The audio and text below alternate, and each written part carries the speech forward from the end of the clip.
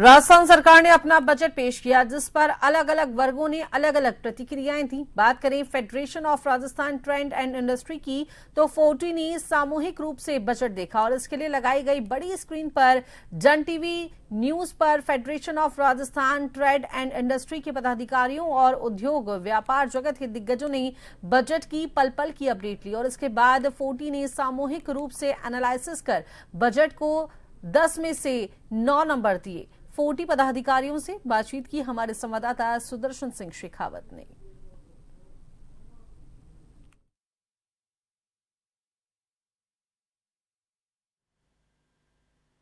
राजस्थान सरकार की ओर से पेश किए गए बजट में अलग अलग वर्गों को अलग अलग सौगातें दी गई है। Federation of Rajasthan trade and industry की तरफ से सामूहिक रूप से इस बजट को देखा गया, जिसमें जो उद्यमी थे वो शामिल हुए। हमारे साथ में 40 के पदाधिकारी मौजूद हैं। आप रियल एस्टेट से आते हैं, क्या आपको उम्मीद थी और कितनी यहाँ पर पूरी होती हुई दिखी? Atmaram Gupta, chairman ARG group. अभी जो बजट पेश किया गया दिया कुमार जी ने, ऐसा कोई क्षेत्र नहीं छूटा जिसके अंदर कोई क्षेत्र बचा हो, और हर तरह के युवा, महिला, बुजुर्ग, जवान, एजुकेशन, हॉस्पिटल, टूरिज्म सभी को कवर किया गया।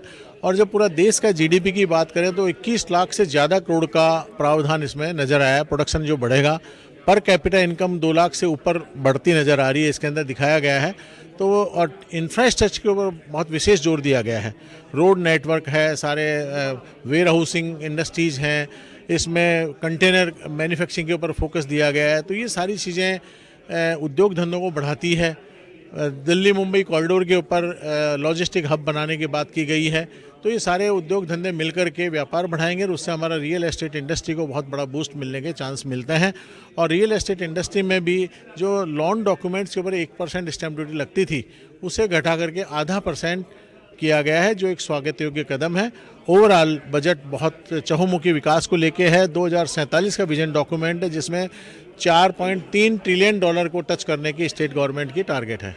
जी, तो सुरेश अग्रवाल जी भी है हमारे साथ में, प्रेसिडेंट है 40 के। अगर हम आपसे जानना चाहें मैं सबसे पहले तो माननीय मुख्यमंत्री श्री भजन लाल जी का आभार व्यक्त करता हूं। उनके नेतृत्व में हमारी वित्त मंत्री दिया कुमारी जी ने जो आज बजट पेश किया है, वो विकसित राजस्थान का बजट है। 2047 में $4.3 ट्रिलियन की इकोनॉमी का बजट है। तो अगर $4.3 ट्रिलियन की इकोनॉमी को हम ध्यान में रख रहे हैं, तो उसी के हिसाब से आगे भी सरकार लॉन्ग विज़न के हिसाब से ये रखेगी। हमारे जो सुझाव थे उसमें से 50% सुझावों को इस बार माना गया है, जिसमें खासकर रिप्स है, लॉजिस्टिक पॉलिसी है, और जो एमनेस्टी स्कीम है।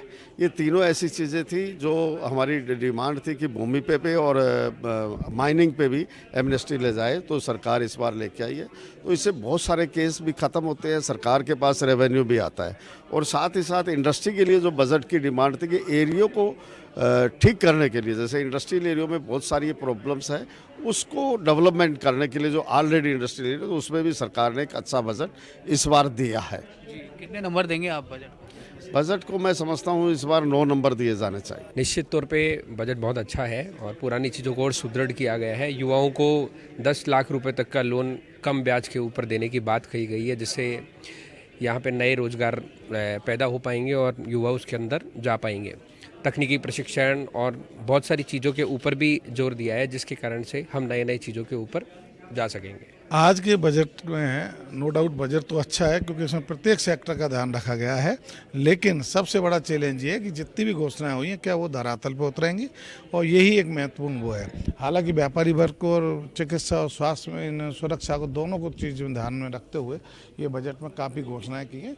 एयरपोर्ट भी 4 नए खुलेंगे, उसमें ये नहीं बताया कौन कौन से ज़िले में खुलेंगे, लेकिन एक अच्छा बजट कहा जा सकता है। 10 में से 7 नंबर देता हूँ मैं इनको। उसमें कुछ चीज़ें अच्छी भी करी है, और जो उम्मीद थी हमारी वो बहुत ज़्यादा नहीं करी गई है। मैं मेनली 2 सेक्टर को देखता हूँ। एजुकेशन को, तो एजुकेशन के एंगल से तो ठीक इन्होंने ध्यान दिया है। न्यू एजुकेशन पॉलिसी पे भी अब आगे बहुत स्कोप है, और उसको भी इन्होंने टच किया है, और उसके लिए भी कुछ बजट का प्रस्तावना दी है इन्होंने। दूसरा, जो किसानों के लिए मैं बात करूं, तो किसानों को ऐसा बहुत अधिक नहीं दिया है इन्होंने। किसानों को कोई जो उम्मीद थी, और जो किसान भाई तो हमारे डरे बैठे हैं कि भाई वो जो यूएस से अभी जो जब उनकी जो ट्रीटी नई साइन कर रही है हम लोगों ने, वो भी किसान बड़े कन्फ्यूजन में है कि वो कहाँ तक हमें डैमेज करेगी और क्या क्या चीज़ें हमारे किसानों को इफ़ेक्ट करेगी, वो भी नहीं कर पाए हैं। और फसलों को ख़रीदने के बारे में या मंडियों तक पहुँचाने के बारे में या किसी तरह से जो छोटे किसान हैं उनको सपोर्ट करने के रिगार्डिंग कोई ऐसी एक्साइटिंग पॉलिसी नहीं आई है। रिन्यूएबल एनर्जी में डेफिनेटली कुछ अच्छा काम किया है, तो ठीक है। कुल मिला के तो 10 में से 7 नंबर देता हूँ मैं इस बजट को। देखिए, बजट के लिए अगर अभी अपन देखें तो किताब के बुक का कवर है, इनसाइड की जो स्टोरीज है वो आने वाली हैं। और रही रैंकिंग की बात, तो इनके ऊपर भी एक दायित्व होता है कि जितना इनके पैसा होगा वो बजट उसके अकॉर्डिंग पारित होता है। तो मैं रैंकिंग देने वाली कोई नहीं होती हूँ। पर अगर इस बजट को हम समावेश में देखें तो 2 साल से जो बजट का फाउंडेशन रखा गया था वो तीसरे साल में क्रियान्वित होते हुए दिखाई दे रहा है, क्योंकि ये बजट जो है अगेन युवाओं, किसानों और महिलाओं को ध्यान में रखते हुए बनाया गया है। गवर्नमेंट से जो उम्मीदें थी हमें, वो दिया कुमारी जी ने बिल्कुल पूरी की हैं। इस बार बहुत उम्मीदें थी गवर्नमेंट से हम लोग को, और हम लोग बहुत टाइम से सुझाव दे रहे थे गवर्नमेंट को। एक तो जो हमारे टूरिस्ट यहाँ पर आ रहे हैं उनकी सुरक्षा को लेकर पॉइंट उठाया गया था, जो आपको बजट में उन्होंने बोला कि वो पूरा करेंगे इस चीज़ को लेकर के।